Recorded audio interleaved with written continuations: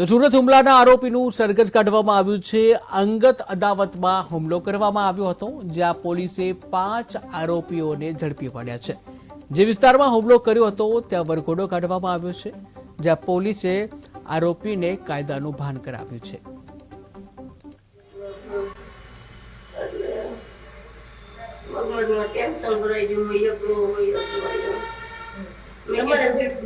मारा जेल डूबी गया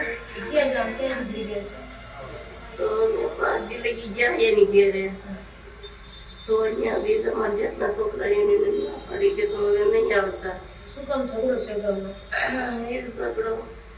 બે ભાઈ કામે રોક થઈ ગયા ની વચ્ચે એટલે બી આ મારા ઘરવાળી કામે જતા દુઃખ છે પૈસા નથી દે હીરા કરતા